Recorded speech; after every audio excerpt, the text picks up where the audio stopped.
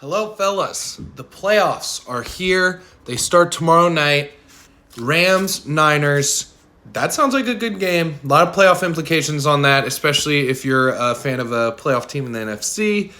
I've been thinking playoffs all day. Build like 6 hours at work. Every other second was thinking about these playoff matchups. And wow, am I excited. Today I just want to talk about the playoffs in general, who I think has a good shot to win, who I think doesn't have a good shot to win, how everyone got in, tiebreakers, etc., just so I don't waste 10 minutes talking about it tomorrow. And so tomorrow I can actually talk about each of the three matchups. I'm going to talk about each of them for like 3 or 4 full minutes. I'm very excited. I already have written down a bunch of stuff for tomorrow's video because I have a busy day tomorrow, so I'm getting ahead of it. But I wanted to get on here and talk about the playoffs. So let's start with tiebreakers. So we sent our little Reddit boy down a rabbit hole. We sent Rag to do a little research. Pushan said he was the real commissioner who was going to... Fuck you, Pushan. So Rag figured it out on why Sutton didn't get in even though he beat all three of these teams. And then why these teams aren't ranked purely off points for. So basically the way they did it is these 4 teams, same record. They didn't all play each other. Because they didn't play each other the same amount of times, like not everyone didn't play everyone, so they didn't go to tiebreaker. They went to points for. And so Brett, most points for, he's the 7 seed. Now we have 3 teams tied for the 8 seed. And they didn't play each other. So they went, boom, points for.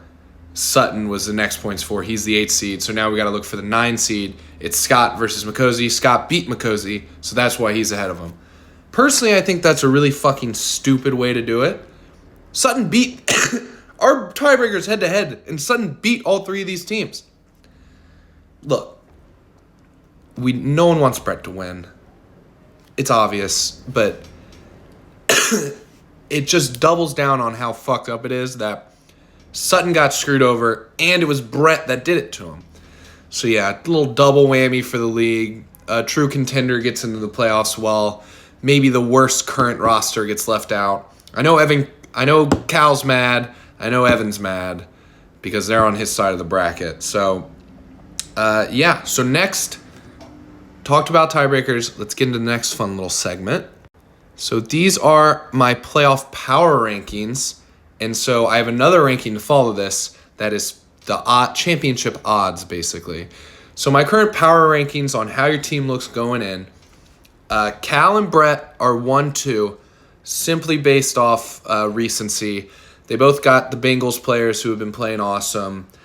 Chase Brown's been great for Brett. Joe Burrow's been great for Brett. Cal's got Bo Nix, who's looked really good. I mean, this is just off the top of my head. Cal has a really deep roster with a lot of teams. I think that matchup's going to be a lot of fun. I think those are the best 2 current rosters. I think Clay is the next best. Bijan's been awesome. Jaden has a couple games coming up where you can put up a lot of fantasy points. The Saints defense, the Cowboys defense at the end of the year. Hopefully not a repeat of last time we played the Cowboys. And we do have to play the Eagles, but we also have the Falcons who haven't looked great. And I'm just going to hop down to the bottom. Hayden, I think, is by far the worst team in the playoff. And because I said that, it means he's probably going to win it all. But whatever. The team hasn't been great all year. 7-7. He's going to really need Tyreek Hill to just go crazy. I can't remember who else is on his team. He's going to need Tony Pollard. He doesn't have a great quarterback. I just don't hit. Not a great roster, if I'm being honest. The next 3 are tricky. So Rob and Ish currently have better up top to bottom rosters than me. I don't really have a flex right now. Dobbins is hurt. Probably not back unless I make the championship, so I don't really have a flex. But Josh Allen and Saquon they are the best fantasy players at their respective positions, and they are 2 out of the 3 best fantasy players overall, the third being Jamar Chase. So if it's just 1 week, got to get a week. If Saquon and Josh Allen play amazing in the same week, I will win. And that's why I have myself above Rob, who I have a little bit above Ish, just because I like Rob's depth. If Ladd McConkey plays, he's got a lot of depth and a lot of options to put in. And Ish he's been faltering a little bit. His team hasn't looked as great. So these are my power rankings. I'm sure everyone will disagree. Fun. But now the real fun part. So the real fun one, I even made a little spot over here to put my face. These are my personal championship odds.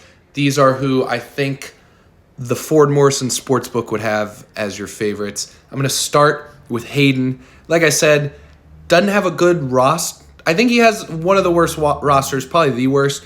But he also has Clay, who's projected the most points, I think, in round 1. And then if he somehow beats Clay, he's going to have to go take the winner of Cal and Brett, which is going to be brutal. And then he's going to have to play either me, who was the 1 seed, or he's going to have to play a Rob or an Ish team, who obviously has caught fire.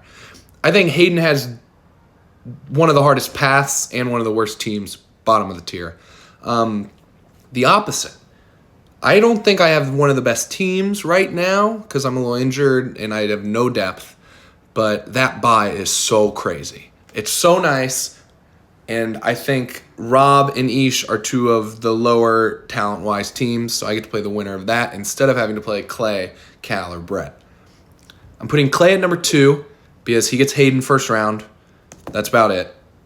You can see by my power rankings, I don't think he's a better team than Cal or Brett, but I think he has an easier path.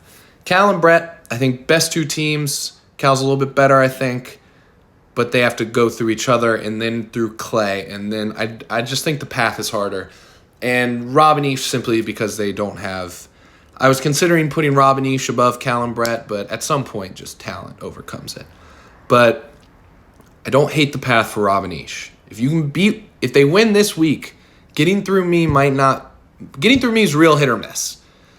And then if you make the championship, all bets are off, who knows. But yeah, that's my official championship odds. So yes, obviously I'm very excited about the playoffs. I'm a little angry that my team's a little banged up and we don't look as good as we should be looking as the 1 seed. But it's the first year in a long time where all 3 of my fantasy teams are in the playoffs, and I feel like I have a chance in all of them. Not a great chance, but a chance. And I will take that, and I will see you boys tomorrow. We have 3 matchups to talk about. Ish and Rob, Clay and Hayden, and the best one, Brett versus Cal. These are all going to be very fun. This top one is going to be very, very close. The bottom one's going to be very, very close. The middle one, who knows? Maybe Hayden will get the upset. I hope. I want Hayden to win. I want Rob to win. You know what? I'm calling it right now. I want Rob. I want Rob Hodge. But we're getting into the matchups. Talk about matchups tomorrow. Godspeed, fellas.